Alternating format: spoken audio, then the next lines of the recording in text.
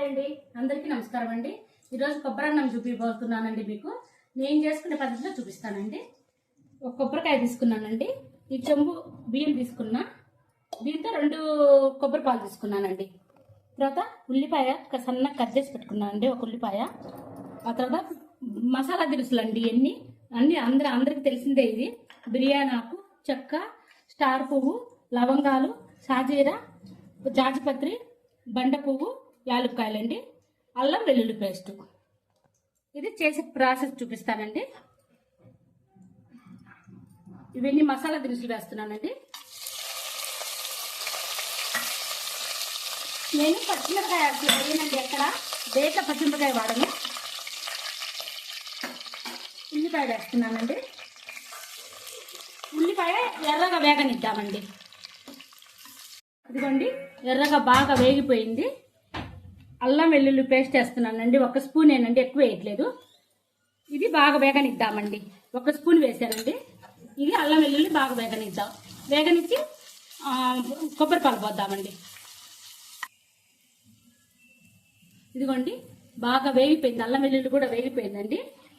కొబ్బరి పాలు పోస్తున్నానండి. నేను కరెక్ట్గా 1 చెంబుకు బియ్యానికి 2 కొబ్బరి పాలండి.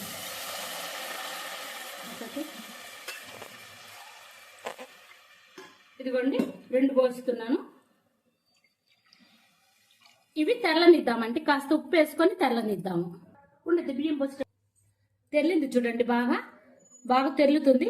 కల్లుప్పు వేస్తున్నానండి, బియ్యం పోస్తున్నానండి. ఇప్పుడు చాలా ఈజీగా టేస్టీగా ఉంటుంది.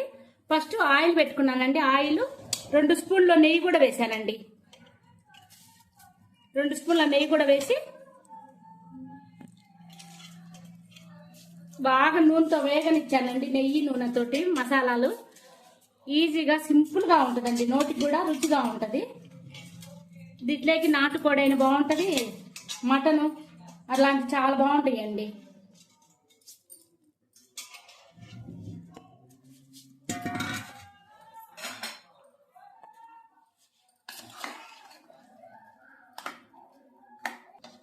ఇదిగోండి, బియ్యం వేసాను, కొత్తిమీర వేస్తున్నానండి.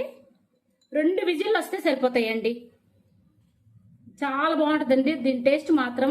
అన్నంలోకి 2 విజిల్లు వచ్చేటట్టు చేద్దామండి.